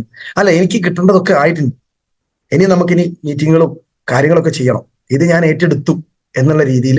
അപ്പൊ എന്റെ തന്നെ ഇതൊന്ന് പുറത്തേക്ക് ഇറങ്ങി കഴിഞ്ഞാൽ എനിക്ക് ചെയ്യണം വേഗം, ഇത്രയും പെട്ടെന്ന് ചെയ്യണമെന്നൊരു താല്പര്യം. അങ്ങനെ ഞാൻ അവിടുന്ന് ഭക്ഷണം കഴിച്ചു, നല്ല ഫുഡ്, സദ്യ പോലത്തെ നല്ല ഐറ്റംസ് ഒക്കെ ആയിട്ട് നല്ല ഫുഡ്, അതും കഴിച്ച് ഞാൻ അവിടെ നിന്ന് ഇറങ്ങി. പോകുന്ന സമയത്തൊക്കെ ഞാൻ എങ്ങനെ ടീം ഉണ്ടാക്കണം, എങ്ങനെ ബിസിനസ് ചെയ്യണം, പ്രൊഡക്റ്റിനെ കുറിച്ച് ഒരു ഐഡിയ വലിയ രീതിയിൽ കിട്ടിയില്ല. എന്റെ വീട്ടിൽ കുറച്ച് പ്രൊഡക്റ്റ് എത്തിയിട്ടുണ്ടല്ലോ, അപ്പൊ അതൊക്കെ തന്നെ ആയിരിക്കും, വേറെ പ്രൊഡക്റ്റുകളൊന്നും ഉണ്ടാവില്ല എന്നൊക്കെ ഞാൻ ഇങ്ങനെ മനസ്സിൽ കണ്ടു. അങ്ങനെ ഞാൻ പോകുന്ന സമയത്ത് എന്റെ ഫ്രണ്ട്സ് ഉണ്ട്, ഞങ്ങളിപ്പോഴും ഒരു 10 ഫ്രണ്ട്സിന്റെ ഒരു വാട്സപ്പ് ഗ്രൂപ്പ് ഉണ്ട്. അത് അങ്ങനെ തുടങ്ങിയിട്ട് ഏകദേശം ഒരു 8-9 വർഷമായി. അതായത് ബിസിനസ് വാട്സപ്പ് ഒക്കെ സ്റ്റാർട്ട് ചെയ്ത് കുറച്ച് കഴിഞ്ഞ് ഞങ്ങൾ ഈ 10 പേരുള്ള വാട്സപ്പ് ഗ്രൂപ്പ് അങ്ങനെ ഉണ്ട്. അത് 11 ആയിട്ടില്ല, 9 ആയിട്ടില്ല, ഇന്നും ഉണ്ട്. അതിൽ ഞങ്ങൾ 5-6 പേര് ഒരു റിസോർട്ടും, അങ്ങനെ അതിൽ കുറച്ച് പേര് വേറെ ബിസിനസ്സും പാർട്ട്നേഴ്സ് ആയിട്ടുള്ള പരിപാടികളും എന്തൊക്കെയോ ഉണ്ട്. അപ്പം ഇവർക്ക് ഒരു പ്രത്യേകത ഉണ്ട്, ഞങ്ങൾ എന്തും അങ്ങോട്ടും ഇങ്ങോട്ടും ഷെയർ ചെയ്യും, അതേപോലെ നല്ലതാണെങ്കിൽ ഏറ്റെടുക്കുകയും ചെയ്യും. പ്രത്യേകിച്ച് ഞാൻ പറഞ്ഞാൽ എന്നോട് ഒരു താല്പര്യം കൂടുതലാണ്, ഞാൻ എന്ത് പറഞ്ഞാലും ഒരു റെഡിയാണ്. ഞാൻ എന്തെങ്കിലും പറഞ്ഞാൽ ഒരു കൂടുതൽ അന്വേഷിക്കില്ല, അത് ഇനി അന്വേഷിച്ചിട്ടുണ്ടല്ലോ, ഇനി അന്വേഷിച്ചാൽ പെർഫെക്റ്റ്, എന്നാ പിന്നെ ഞങ്ങൾ റെഡി എന്ന് പറയുന്ന ഒരു ലെവലിലേക്കുള്ള ഒരു ബന്ധമാണ്. അപ്പൊ ഞാൻ പറഞ്ഞു ഇവരോട് ഗ്രൂപ്പിൽ, പിന്നെ ഒരു ബിസിനസ് ഓപ്പർച്യൂണിറ്റി കിട്ടിയിട്ടുണ്ട്, സംഭവമാണ്, വലിയ മുതൽ മുടക്കൊന്നുമില്ല, നമുക്ക് ചെയ്ത് കഴിഞ്ഞാൽ നമ്മൾ വിചാരിച്ച ആ ലൈഫ് നമുക്ക് കിട്ടും. അപ്പൊ അതിൽ തന്നെ എന്റെ കൂടെ വിദേശത്തേക്ക് ടൂർ പോകുന്ന സുഹൃത്തുക്കളൊക്കെ ഉണ്ട്. അപ്പൊ അവർ പറഞ്ഞു അങ്ങനെയാണോ, എന്നാ പിന്നെ നമുക്ക് ഒന്ന് അറിയണം, നമുക്ക് ചെയ്യാം, റെഡി. അപ്പൊ ഞാൻ പറഞ്ഞു രാത്രി ഞാൻ പെരിന്തൽമണ്ണ പോവാണ്, രാത്രി ആകുമ്പോഴേക്കും ഞാൻ തിരിച്ചെത്തും, രാത്രി നമുക്ക് നേരിട്ട് കാണാം, ഒരു 7-7:30 മണിയൊക്കെ ആകുമ്പോൾ ഞാൻ ഫ്രീ ആവും, അപ്പോൾ കാണാൻ. ഓക്കെ, എല്ലാവരും ഓക്കെ പറഞ്ഞു. അന്ന് നാട്ടിലുള്ളവർ എനിക്ക് തോന്നുന്നു 5-6 പേരാണ്, ബാക്കിയുള്ളവർ ഗൾഫിലുമാണ്. ഗ്രൂപ്പിലുള്ള ചർച്ചയായിരുന്നു. ഏതായാലും ഞാൻ ഇവരൊക്കെ കൊണ്ടുവന്നാക്കി, ഞാൻ ഇവരെടുത്ത് പോയിട്ട് ഇവരിൽ കൂടെ, ഇവർക്ക് ഒരുപാട് ബന്ധങ്ങളുള്ളവരാണ്, എന്നെക്കാളും ബന്ധമുള്ള ആളുകൾ അതിനകത്തുണ്ട്.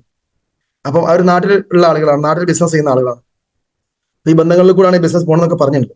ഞാൻ ഇവരെടുത്ത് ഇത് പറഞ്ഞ സമയത്ത് എന്ത് നെഗറ്റീവോ, ഇത്ര നെഗറ്റീവ് ഞാൻ ഇതുവരെ കേട്ടില്ല. കാരണം നമ്മളോട് സ്വാതന്ത്ര്യം കൂടുതലുള്ള ആളുകളാണല്ലോ.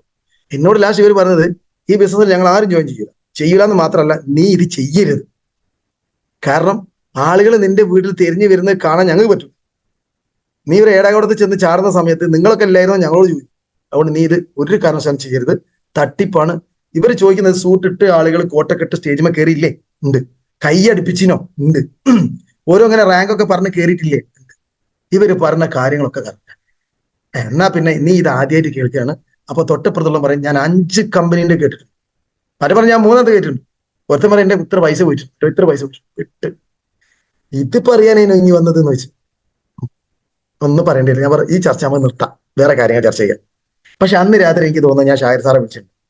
സാറേ ഇങ്ങനെ ഇങ്ങനെ സംഭവങ്ങൾ, എന്താ സംഭവം, ഇങ്ങനെ ഉണ്ടോ, ഈ ഇത് ഇങ്ങനെ ഒരു പറ്റിക്കില്ല എന്നൊക്കെ പറയുന്നുണ്ട്. ഞാനും കേട്ടിട്ടുണ്ട്, മുമ്പ് എനിക്ക് അറിയാവുന്നതാണ്. പക്ഷെ ഇത് നിയമം കറക്റ്റായി, കുറച്ച് നല്ലതാണ്, ഇതൊക്കെ എന്നിട്ടും ആൾക്കാർക്ക് എന്താ മനസ്സിലായില്ലേ? ഞാൻ വിചാരിച്ചു എനിക്ക് മാത്രം അറിയാത്തത് കൊണ്ടായിരുന്നു. പക്ഷെ അല്ല, നാട്ടിലൊക്കെ ഇതാണല്ലോ സംസാരം, ഇതെങ്ങനെയാ പിന്നെ ചെയ്യല്? അപ്പോൾ സാറ് ഇതിന്റെ കുറെ കാര്യങ്ങൾ പറഞ്ഞു തന്നു. എനിക്ക് കാര്യങ്ങൾ മനസ്സിലായി. പക്ഷെ ഇതുവരെ കൺവിൻസ് ചെയ്യാനുള്ള കഴിവ് എനിക്കില്ല. ഞാൻ ആകെ ഇത് മാത്രമേ കേട്ടുള്ളൂ, എന്നാൽ സാറ് പ്രോഗ്രാമുകളൊക്കെ ഒന്ന് അറ്റൻഡ് ചെയ്യണം, അപ്പൊ ശരിയായിക്കോളും, ആളുകളൊക്കെ ഏറ്റെടുക്കാൻ തുടങ്ങിയിട്ടുണ്ട്, മുമ്പത്തെ സിറ്റുവേഷൻ അല്ല എന്നൊക്കെ പറഞ്ഞു. അങ്ങനെ പിന്നെ ഞാൻ നാട്ടിൽ പറയലും കുടുംബത്തിൽ പറയലും സുഹൃത്തുക്കളോടും അയൽവാസിയോട് പറയലൊക്കെ നിർത്തിച്ചു. വേണ്ട, അങ്ങനെ ഞാൻ പ്രോഗ്രാമുകൾ ഇടയ്ക്കിടയ്ക്ക് അറ്റൻഡ് ചെയ്യാൻ തുടങ്ങി. കാര്യം നല്ലതാണെങ്കിൽ ചെയ്യാം, പക്ഷെ അറിവ് കിട്ടണം. അങ്ങനെ മീറ്റിംഗ്, GTS സെന്ററും കാര്യങ്ങളൊക്കെ ഉപയോഗപ്പെടുത്തി കുറെ കാര്യങ്ങൾ, കോൺഫിഡന്റും അതേപോലെ പ്രൊഡക്റ്റിനെ കുറിച്ചുള്ള അറിവും ബിസിനസിനെ കുറിച്ചുള്ള അറിവും ഒരുപാട് കിട്ടാൻ തുടങ്ങി. അപ്പൊ എനിക്ക് തോന്നി ഇത് ഞാൻ ചെയ്തേ പറ്റും. കമ്പനിയുടെ ഒരു മീറ്റിംഗ് പങ്കെടുത്ത സമയത്ത് കൊച്ചിയിൽ വെച്ച് DB അനന്തനാരായണ, നമ്മളൊക്കെ പറയുന്ന ആ വ്യക്തി ഉണ്ടല്ലോ, അയാൾ ട്രെയിനിങ് എന്നാണ് സൈക്ലോവ സ്റ്റാർട്ട് ചെയ്യുന്നത്. അവിടെ വെച്ച് മാനേജ്മെന്റിന്റെ കാര്യങ്ങളൊക്കെ കേട്ട സമയത്ത് എനിക്കൊരു കാര്യം ഉറപ്പായി, ഇതാരും ചെയ്തിട്ടില്ലെങ്കിൽ, ഷായർ സാർ വേണേ നിർത്തിപ്പോയിക്കോട്ടെ, റമി സാർ നിർത്തിപ്പോയിക്കോട്ടെ, ബി സാർക്ക് നിർത്തിപ്പോയിക്കോട്ടെ, പക്ഷെ ഞാൻ ഇത് ചെയ്യും. ആ ഒരു ലെവലിലേക്കുള്ള കോൺഫിഡന്റ്, ഒരു മാറ്റം എന്നിലുണ്ടായി. കാരണം കമ്പനി എന്ത്, പ്രൊഡക്റ്റ് എന്ത്, ഫ്യൂച്ചർ എന്ത്, ഈ കമ്പനി ഉദ്ദേശിക്കുന്നത്, ഞാൻ വിചാരിച്ച കമ്പനി എന്ന് നല്ലത്. ഞാൻ വിചാരിച്ച ഏതോ തട്ടിക്കൂട്ട് ആരോ തുടങ്ങിയതാണ്, കുറച്ച് പൈസ കിട്ടുമെന്ന് മാത്രമേ വിചാരിച്ചു. പക്ഷെ അതല്ല, കമ്പനിക്ക് വ്യക്തമായിട്ടുള്ള ഒരു വിഷൻ ഉണ്ടെന്നും ഈ മാനേജ്മെന്റിന്റെ കൂടെ ചേർന്ന് നിന്ന് കഴിഞ്ഞാൽ നമുക്ക് എന്തും നേടാൻ കഴിയുമെന്നുള്ളൊരു ഒരു ഒരു ബോധം എനിക്കുണ്ടായി. അവിടെ നിന്ന് അങ്ങോട്ട് പിന്നെ ഞാൻ സ്വന്തം പഠിച്ചു, ഞാൻ സ്വന്തം പ്ലാൻ കൊടുത്തിട്ട് ഞാൻ സ്വന്തം കാര്യങ്ങൾ ചെയ്യുന്ന രീതിയിലേക്ക് മാറി. അങ്ങനെ റെജിന മാഡം അടക്കമുള്ള ആളുകളിലേക്ക് ഈ ബിസിനസ് പോയി. തുടക്കത്തിൽ ഒരു ഓർഗനൈസേഷൻ മാത്രം ഡെവലപ്പ് ആയി. രണ്ടാമത്തെ ഓർഗനൈസേഷൻ വളരെ സ്ലോ, 1.5 വർഷത്തിന് ശേഷമാണ് ഉമർ സാർ എന്ന് പറഞ്ഞൊരു വ്യക്തി എന്റെ ആ ഒരു ഓർഗനൈസേഷനിലേക്ക് വരുന്നത്. അപ്പോഴേക്ക് ഏകദേശം 20 ലക്ഷം ഒരു ഓർഗനൈസേഷനിലും 4 ലക്ഷം ഞാൻ പർച്ചേസ് ചെയ്തത് മാത്രമായിട്ട് ഒരു ഓർഗനൈസേഷനിൽ നിൽക്കണം. അവിടെ കുറെ ഐഡിയകളൊക്കെ ഉണ്ട്, പക്ഷെ ഒക്കെ ഡെഡാണ്. ആരും ബിസിനസ് ചെയ്യുന്നില്ല, സീരിയസ് ആവുന്നില്ല, കാര്യമായിട്ട് പുറത്തെടുക്കുന്നില്ല. ആ സമയത്ത് ഉമർ സാറിനെ ഞാൻ അദ്ദേഹത്തിന്റെ മരുമോനിൽ കൂടെ, ഉമർ സാറിലേക്ക് എത്തണം കൂടെ പറഞ്ഞുതരാം. മരുമോനെ വളരെ സ്ലോയില് ഒരു ഹെയർ ഓയിലോ ഒരു കഫ്നിലോ ഒക്കെ ആണ് എനിക്ക് ഓർഡർ ചെയ്തത്. ഞാൻ അതും കൊണ്ട് അവിടെ പള്ളി കൊണ്ട് കൊടുക്കും. അങ്ങനെ ഇരുന്ന സമയത്താണ് ഞങ്ങൾ അദ്ദേഹത്തിനോട് പറയുന്നത്, ഞാനും ഷായർ സാറും കൂടെ, നിങ്ങളൊന്ന് ലിസ്റ്റ് ചെയ്യണം. അദ്ദേഹം ഞാൻ ലിസ്റ്റ് ചെയ്യാൻ ഒരുപാട് ആൾക്കാരൊന്നുമില്ല, അത് മതി, നിങ്ങളുള്ള ആൾക്കാർ ഒരു 50 ആളെ ലിസ്റ്റ് ചെയ്യണം പറഞ്ഞു. ഈ 50 ആളെ ലിസ്റ്റിലാണ് ഇദ്ദേഹം ഉമർ സാറിനെ ലിസ്റ്റ് ചെയ്യുന്നത്.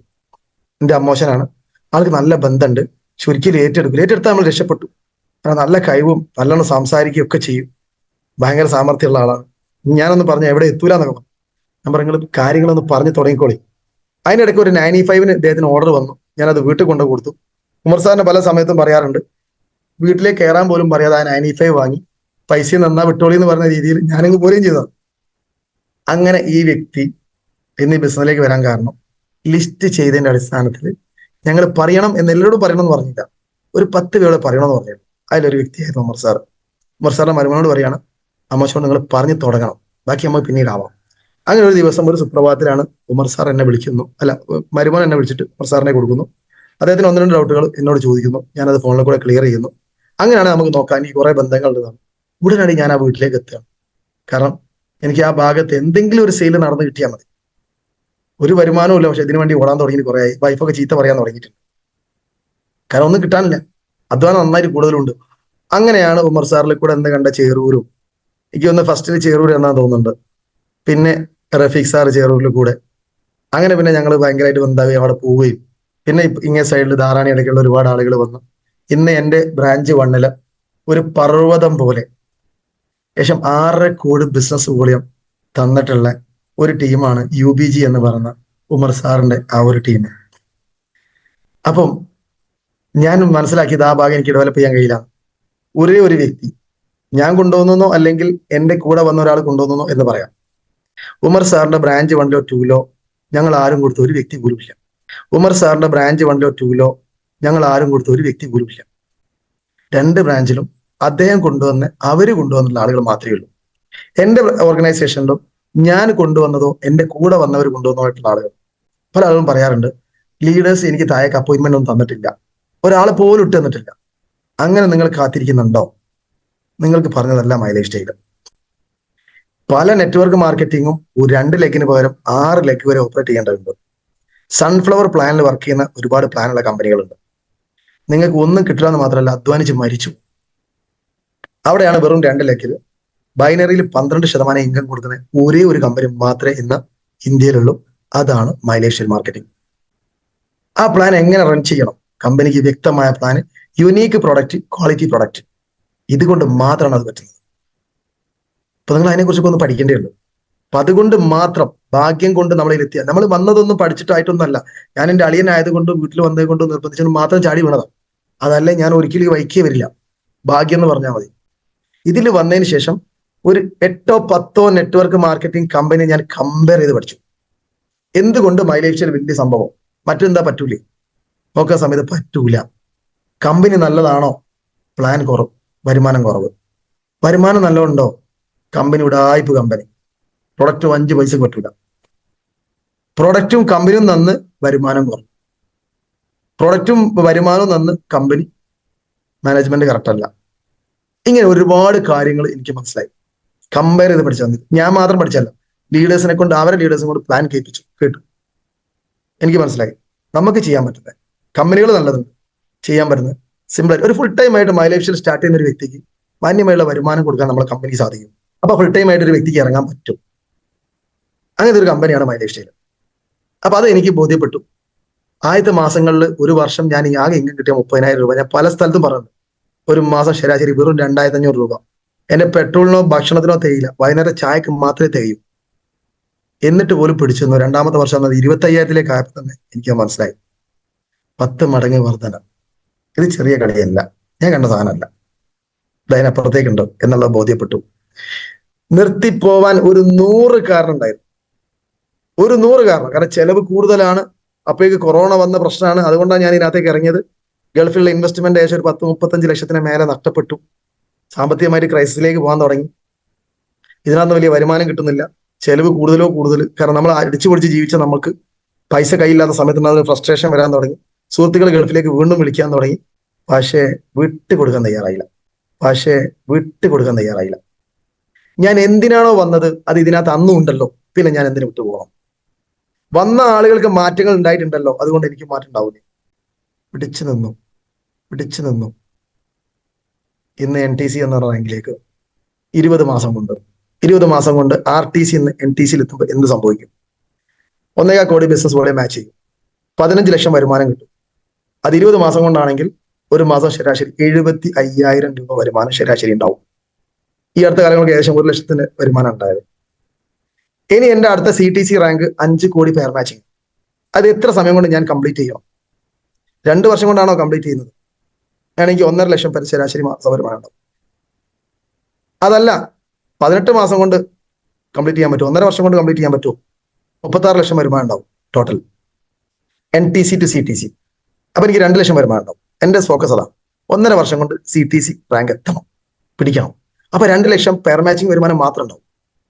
NTC റാങ്കിലുള്ള ആളുകൾക്ക് അറിയാം, NTC ബോണസും പെർഫോമൻസും കിട്ടിക്കഴിഞ്ഞാൽ ഇതിന്റെ പുറമെ ഒരു മാസം 25,000 വേറെ കിട്ടും.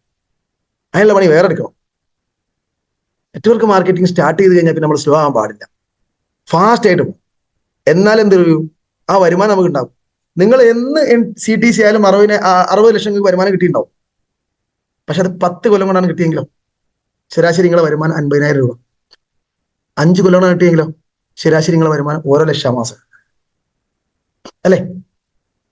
അപ്പൊ 5 വർഷം കൊണ്ട് നിങ്ങൾ CTC ആവുകയാണെങ്കിൽ 60 ലക്ഷം കിട്ടി. നിങ്ങളെ സാമ്പത്തിക പ്രശ്നങ്ങൾ 10 ലക്ഷത്തിൻ്റെതേ ഉള്ളൂ, അല്ലെ 15 ലക്ഷത്തിൻ്റെയോ 20 ലക്ഷത്തിൻ്റെതേ ഉള്ളൂ. കഴിച്ച് 30 ലക്ഷത്തിന്റെ അസറ്റ് നിങ്ങളുടെ കയ്യിലുണ്ടാവും. ഭൂമി ഉണ്ടാവും, കാർ ഉണ്ടാവും, വീടുണ്ടാവും, അല്ലെ ഗോൾഡ് ഉണ്ടാവും, അല്ലെ വേറെ എന്തെങ്കിലും ഒന്നും ഉണ്ടാവും. ഒരു CTC കാരുടെ കയ്യിലുണ്ടാവും, ഒരു സംശയവുമില്ല. ഇനി 50 ലക്ഷം കടമുള്ള ആളാണെങ്കിൽ ആ കടം വീട്ടിലുണ്ടാവും, വേറെ കാര്യം. അത്ര വലിയ കടക്കാരൊക്കെ വളരെ കുറവാണ്. സാറിനെ ഞാൻ കണ്ടിട്ടുണ്ട് 40 ലക്ഷത്തിന് മേലെ. എന്റെ മുകളിലുണ്ടോ നോർമൽ ഉണ്ടാവും, ഒരു പക്ഷേ ചിലപ്പോൾ അങ്ങനെ ഉണ്ടാവാം. ഈ 40 ലക്ഷം കടമുള്ള ഒരു വ്യക്തിനെ പറിച്ച് നോക്കുകയാണെങ്കിലോ അയാൾ ലൈഫിൽ കടം വീട്ടി തീർക്കോ? മരിക്കുന്നവരെ സാധിക്കില്ല. ജോലി ചെയ്താലുള്ള അവസ്ഥ നമുക്കറിയാലോ. പിന്നെ എങ്ങനെ ഈ കടം വീടും? ഒരിക്കലും ഇല്ല. പിന്നെ അയാൾ മൈ ലൈഫ് സ്റ്റൈലിൽ മോട്ടിവേഷൻ കേട്ട് വരും. ഒരു 2 3 മാസം ചെയ്തു നോക്കും. അയാൾ വിചാരിക്കും നടക്കാൻ പോകുന്നില്ല, ഇതിങ്ങനെ തന്നെ പോണത്, ഏറെ കടം വീടാൻ ചെലവിന് പോലും തികയുന്നില്ല. അദ്ദേഹത്തിന്റെ തെറ്റായ ചിന്ത കൊണ്ട് അദ്ദേഹം അത് നിർത്തിപ്പോകും. ലൈഫിൽ ഈ കടങ്ങൾ വിടാനുള്ള ഒരു അവസരം ഉണ്ടായിരുന്നു, പക്ഷെ അത് ബോധ്യപ്പെടാത്തതിന്റെ പേരിൽ അദ്ദേഹം ചെയ്ത് നിർത്തിപ്പോകാനുള്ള അവസരമുണ്ട്. കാരണം തുടക്കത്തിൽ ഈ വരുമാനം തന്നെ അദ്ദേഹം മുന്നോട്ട് കാണുന്നത്. ഞാൻ പറഞ്ഞു 2,500 മാസ വരുമാനം എനിക്ക് ശരാശരി. ഇന്ന് 1 ലക്ഷം മാസ വരുമാനം. അത് ഞാൻ നേരത്തെ കണ്ടു, അതുകൊണ്ട് ഞാൻ നിന്നു. അല്ല, ഞാൻ എന്നോ പോയി, അല്ലെ? അങ്ങനല്ലേ സംഭവിക്കുക. അപ്പൊ അത് 5 വർഷം കമ്മിറ്റ്മെന്റ് ആയിട്ട് നിങ്ങൾ ഇത് ചെയ്യണമെന്ന് ലീഡേഴ്സ് പറഞ്ഞ് വെറുതെ അല്ല. ആദ്യത്തെ വർഷത്തിൽ നിന്ന് നിങ്ങൾ കട്ടൻ ചായ കുടിക്കാനുള്ളത് പ്രതീക്ഷിക്കണ്ട. അല്ല, അത് മാത്രമേ ഉള്ളൂ. കടി കൂട്ടണമെങ്കിൽ ചിന്തിക്കണം. അത് 5 വർഷം കമ്മിറ്റ്മെന്റ് ആയിട്ട് നിങ്ങൾ ഇത് ചെയ്യണമെന്ന് ലീഡേഴ്സ് പറഞ്ഞ് വെറുതെ അല്ല. ആദ്യത്തെ വർഷത്തിൽ നിന്ന് നിങ്ങൾ കട്ടൻ ചായ കുടിക്കാനുള്ളത് പ്രതീക്ഷിക്കണ്ട. അല്ല, അത് മാത്രമേ ഉള്ളൂ. കടി കൂട്ടണമെങ്കിൽ ചിന്തിക്കണം. കടി കൂട്ടാനുള്ള ബിസിനസ് ആയിട്ടുണ്ടോ ഇല്ല എന്നുള്ളോ. അങ്ങനെ അത് അവിടെ നമ്മൾ എന്ത് ചെയ്യണം? പിടിച്ചു നിന്ന് പഠിച്ച് അറിവ് നേടി അത് പറഞ്ഞ് ഒരു പാഷനായിട്ട് ഇഷ്ടത്തോടു കൂടി ചെയ്യും. നിങ്ങൾക്ക് പ്രയാസമുള്ള എന്ത് സംഭവം നിങ്ങൾ ഇഷ്ടപ്പെട്ട് കഴിഞ്ഞാൽ വളരെ സിമ്പിളാണ്.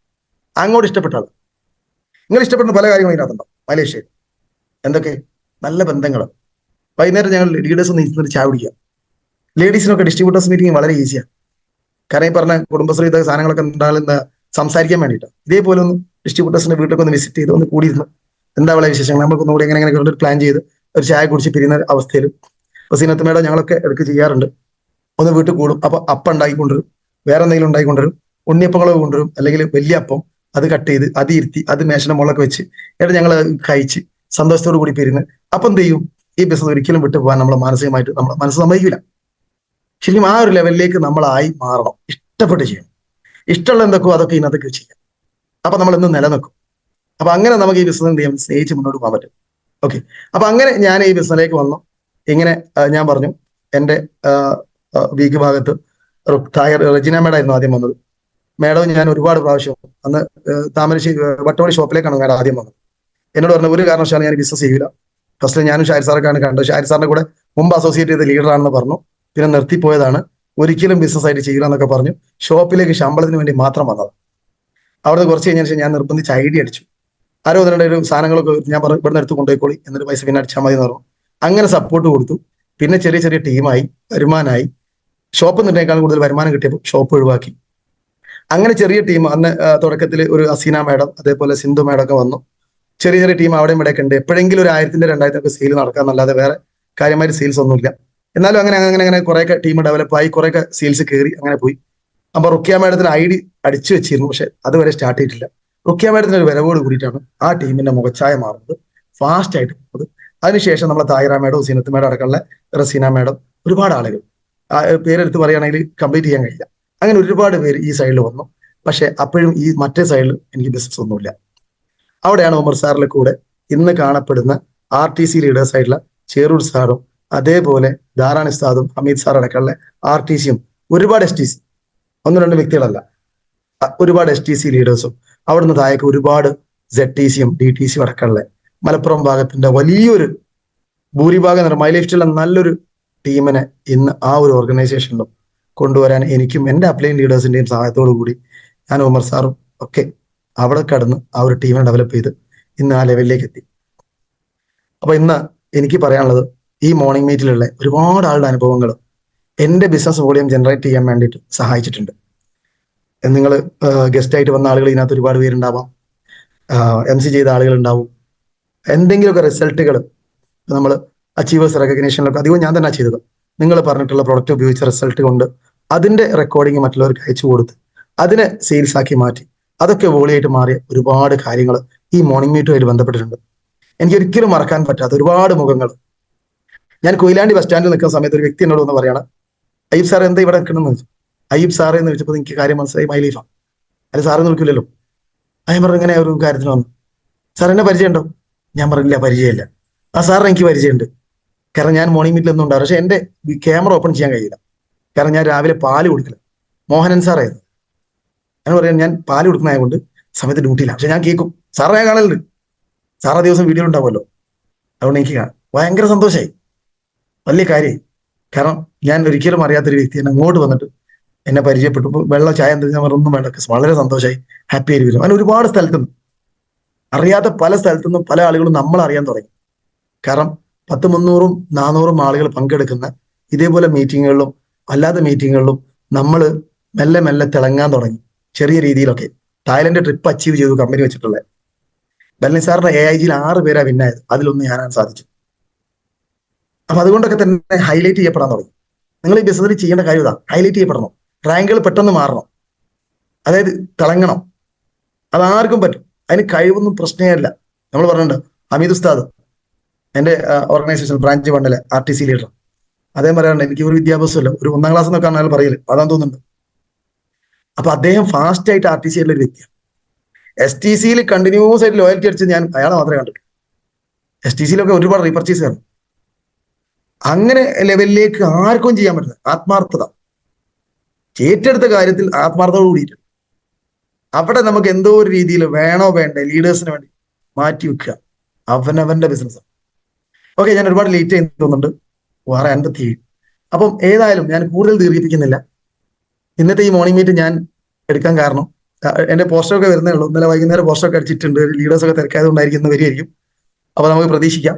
ഏതായാലും നാഷണൽ ടീം കോർഡിനേറ്റർ എന്ന് പറയുന്ന കമ്പനിയുടെ കേരള അഡ്വൈസറി ബോർഡ് എന്ന് പറയുന്ന ആ ഒരു റാങ്കിലേക്ക് എത്താൻ സഹായിച്ച മുഴുവൻ എൻ്റെ അസോസിയേറ്റ് ലീഡേഴ്സിനും അതേപോലെ അപ്ലൈൻ ലീഡേഴ്സിനും അങ്ങനെ തന്നെ തീരെ കുറവല്ലാതെ ഞാൻ വാല്യൂ കൊടുക്കുന്ന എൻ്റെ ലവ് ലൈൻസ്, എൻ്റെ ലീഡേഴ്സിന്റെ മറ്റ് ഓർഗനൈസേഷനിലെ ആളുകൾ, AIGയിലെ മൊത്തം ലീഡേഴ്സും ഡിസ്ട്രിബ്യൂട്ടേഴ്സിനും എല്ലാവർക്കും നന്ദി അറിയിക്കുകയാണ്. ഇനിയും മുന്നോട്ട് നിങ്ങളെല്ലാ സപ്പോർട്ടും എനിക്ക് വേണം. അതോടൊപ്പം എന്നാൽ കഴിയുന്ന എല്ലാവിധ സഹായങ്ങളും എൻ്റെ ഭാഗത്തുനിന്നും ഉണ്ടാവും. തീർച്ചയായിട്ടും ഇനിയും നമുക്ക് കാണണം. അപ്പൊ ഇന്നത്തെ ഈ ഒരു സെഷൻ ഞാനിവിടെ അവസാനിപ്പിക്കുകയാണ്. കുറെ പേരെ ഹാൻഡ് റൈസ് ചെയ്തോ കാണുന്നുണ്ട്. നമുക്ക് വേഗം അവസാനിപ്പിക്കണം. Okay, thank you very much.